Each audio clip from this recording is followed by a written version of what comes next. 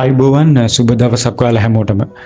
ඉතින් මගේ channel එකත් එක්ක එකතු වෙලා ඉන්න ඔයාලා හැමෝම දන්නවා රොමේනියන් එම්බසි එකේ අප්ඩේට්ස් මේ වෙනකොට මම අරන් එනවා. දැනට කීපයක් අරන් අවිල්ලක් තියෙනවා. ඉතින් අද අරන් එන්නේ ශ්‍රී ලංකාවේ තියෙන රොමේනියන් එම්බසි එකේ අප්‍රේල් අවසාන සතිය වෙනකොට අප්ඩේට්ස්. ඉතින් ලොකු අප්ඩේට්ස් ප්‍රමාණයක් මේ සතියේත් නැහැ. නමුත් වැදගත් අප්ඩේට්ස් කීපයක් තියෙනවා. ඉතින් අපි එහෙනම් යමු ඒ අප්ඩේට්ස් ටික මොනවද කියලා බලන්න.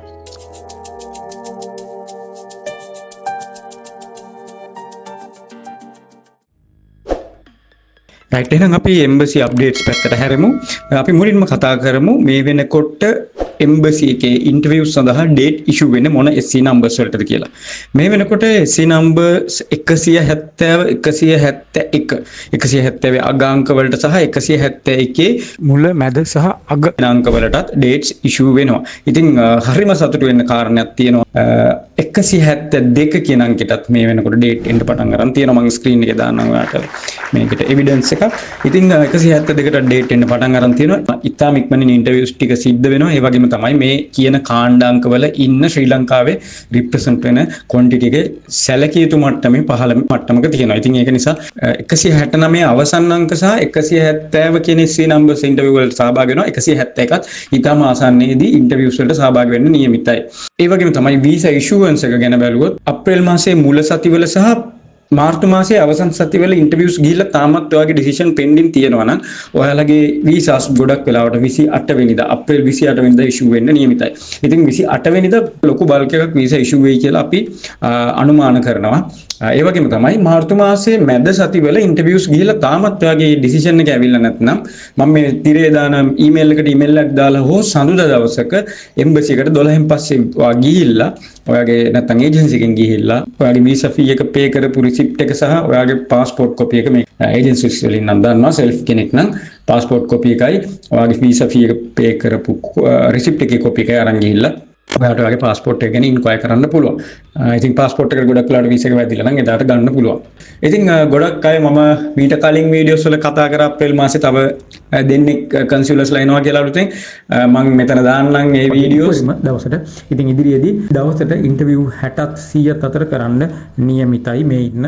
රයිට්, අන්න ඒ විදිහට මම කිව්වා ඔයාලට අප්‍රේල් මාසේ අලුතෙන් තව කන්සියුලර්ස්ලා දෙන්නෙක් අප්‍රේල් මාසේ එනවා කියලා. ඉතින් සමහරව මගෙන් ප්‍රශ්න අහලා තිබ්බා තාම ආවේ නැහැ නේද කියලා. මගේ ලාස්ට් අප්ඩේට් එකේ ඔන්න එයාලා ඇවිල්ලා ඉන්නවා. දැන් එම්බසි එකේ 5 දෙනෙක් කන්සියුලර්ස්ලා ඉන්නවා. ඉතින් මේ 5 දෙනාම එකපාර ඔයාලා ඉන්ටර්විව් කරන්න සහභාගී වෙන්නේ නැහැ. ගොඩක් වෙලාවට ඒගොල්ලෝ ඉන්ටර්විව් කරන ටයිම් එක වැඩි කරයි. ඉතින් දැනට ඉන්ටර්විව්ස් යන්නේ 120ක් වගේ උපරිම 120ක් 130ක් වගේ තමයි දවසට උපරිම ඉන්ටර්විව්ස් වෙන්නේ. මේ අගය හැමදාම මේ විදිහට නෑ.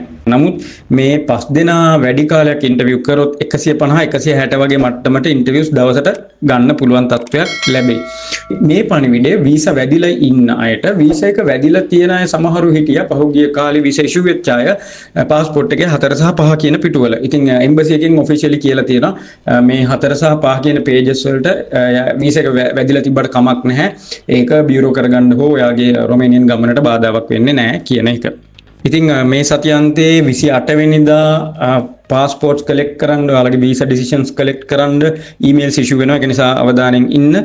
වැඩි වීසා ප්‍රමාණයක් ලැබෙන්න කියලා ඒ වගේම වැඩි වීසා ග්‍රාන්ට්ස් ප්‍රමාණයක් ලැබෙන්න කියලා මම විශ් කරනවා හැමෝටම. රයිට්, ඒ වගේම තමයි ඊළඟ අප්ඩේට් එක මැයි 1 වෙනිදා අපි දන්නවා මුළු ලෝකෙම නිවාඩු දවසක් කම්කරු දිනය. නමුත් මැයි 2 වෙනිදා රොමේනියන් එම්බසි එක වහලා තියෙනවා. මම ස්ක්‍රීන් එකේ දාන්න. ඉතින් මැයි 1 වෙනිදායි මැයි 2 වෙනිදායි දවස් දෙකම රොමේනියන් එම්බසි එක වහලා තියෙනවා. තව දෙයක් මතක් කරන්න ඕනේ පෙබරවාරි මාසයේ ශ්‍රී ලංකා ගවර්න්මන්ට් එකත් එක්ක රොමේනියන් එම්බසි එකේ මීටින් එකක් තිබ්බා. මේ SLBFE එකේ මීටින් එක නෙවෙයි, ශ්‍රී ලංකාවේ ෆොරින් මිනිස්ට්‍රි එකේ ඩිපියුටි ෆොරින් මිනිස්ටර්ත් එක්ක ඒගොල්ලෝ ඩිස්කෂන් එකක් තිබ්බා. ඉතින් මේ ඩිස්කෂන් එකේදී පොයින්ට්ස් කීපයක් ඒගොල්ලෝ සාකච්ඡා කරා. කතා කරපු පොයින්ට්ස් දෙකක් වැදගත් වෙනවා. එකක් ඇවිල්ලා වීසා කන්සර්න්ස්, ඒ කියන්නේ වීසා පිළිබඳව තියෙන ප්‍රශ්න. ඊළඟ එක තමයි expanding employment opportunities. ඉතින් ඒ කියන්නේ ලංකාවට ලැබෙන රැකියා අවස්ථාවල වැඩි දියුණු කිරීමක් එහෙම නැත්නම් වර්ධනයක් ලබා ගැනීම. ඉතින් මෙතෙන්දී මිස්ටර් අරුන් හේමචන්ද්‍ර ශ්‍රී ලංකාවේ ඩිපියුටි ෆොරින් මිනිස්ටර් ඉතින් යා කතා කරලා තියෙනවා මේ ලංකාවේ දැනට තියෙන වීසා ඉෂුවන්ස් ප්‍රශ්නෙත් එක්ක මේක ටිකක් ඉම්ප්‍රූව්මන්ට් එකක් කරන්න කියන එක. ඉතින් මේ ශ්‍රී ලංකන් ගවර්න්මන්ට් එකේ ඉන්වෝල්ව්මන්ට් එකත් එක්ක ඉතින් අපි හොඳ දෙයට හොඳයි කියන්න ඕනේ. ශ්‍රී ලංකන් ගවර්න්මන්ට් එකේ ඉන්වෝල්ව්මන්ට් එකත් එක්ක මේ ප්‍රශ්නෙට අපි හිතනවා ඉදිරියේදී තවත් හොඳ ප්‍රතිඵල ශ්‍රී ලාංකීය ජනතාවට රොමේනියාවට එන්න ඉන්න ජනතාවට ලැබෙයි කියලා. මේ අවස්ථාවට සහභාගී වෙලා තියෙනවා මිස් ඇන්ජලා, ඒ වගේම මිස් මිහෙලා දෙන්නම. ඉතින් මේක ඉතාම හොඳ ඩිස්කෂන් එකක් වුණා කියලා තමයි ආරංචිය.